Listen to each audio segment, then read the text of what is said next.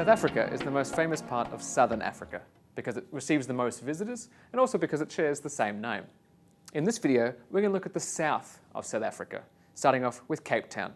Now, it may be called a town, but is in fact a very beautiful city, a cosmopolitan city rich with a mixture of cultures, as a lot of different cultures and nationalities have infused this city over centuries. You can see this just in the buildings and the way the city is laid out, but nothing compares to the view of Table Mountain rising up behind the city as this giant protector.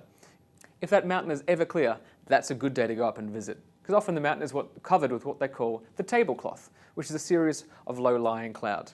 The view from here is spectacular as you look all the way around the Cape. Now there's so many different activities to do whilst you're in Cape Town and so many wonderful properties to stay at during your stay.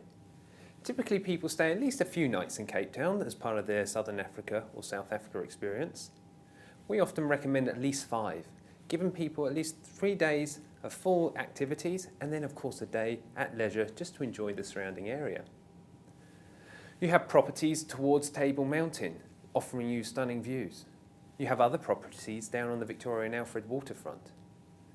Of all standards, 3-star, 4-star and 5-star, as well as luxury apartments where you can hire yourself for maybe 1 bed, 2 bed for as long as you like. When you're in Cape Town, there's so many different activities on offer.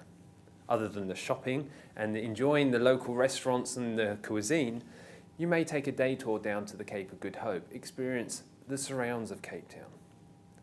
On your journey down to the Cape of Good Hope, you'll probably stop off at Boulder Beach, where you have the African penguins, once known as the jackass penguins, a small colony of penguins that you can go and visit. Just outside of Cape Town, you have the winelands. You take a step out of Cape Town, you have Constantia, then move on further, and you have Franschhoek and Stellenbosch. Stellenbosch is the university town. In the winelands, you have working vineyards. You have places where you can actually stay for a couple of nights to really enjoy the surrounding areas and the local cuisine.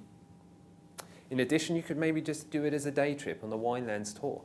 Whether you're combining the Winelands or the Cape of Good Hope or Table Mountain, one must not forget Robben Island. Robben Island, where Nelson Mandela was imprisoned for the majority of his term. It's almost like the Alcatraz of South Africa. And here you can do day trips and it's highly recommended, but often can be reliant on the weather conditions. After you've experienced Cape Town, you have the option: a self-drive, an escorted tour, a scheduled tour, journeys that will take you along the garden route through places and towns such as Hermanus, Knysna, Oudtshoorn, on the way up the coast to the Eastern Cape and Port Elizabeth. Now this is, for me, is a great indication of what Africa is. It's a choose-your-own adventure. All of Africa is like this, and the garden route is a great example. For 4 days out of Cape Town, you've got great scenery, great food, great wine, hopefully great company, and a great relaxing way to see a different part of South Africa. On the same 4 days though, if you wanted to, you can jump in a cage to the great white shark. You can visit the elephant sanctuary there and see the elephants up close and personal. You can do the world's highest bridge bungee jump. You can even go to the ostrich farm and ride the ostriches. And that's right, you can ride the ostriches at the ostrich farm. This area has the Cape of Good Hope. Lots of beautiful historical places along the way. And also at certain times of the year, you have the whale migration going along the coastline. The whales actually come so close to the mainland that you can actually see them all straight from your hotel. Ending your journey maybe along the garden route will maybe last a few nights, and then you end at Port Elizabeth, where it's a great entry point to some of the malaria-free game reserves of the region. Maybe not as popular as Kruger National Park and the safari experience you can have when you're there, but offers a perfect opportunity for families during their stay.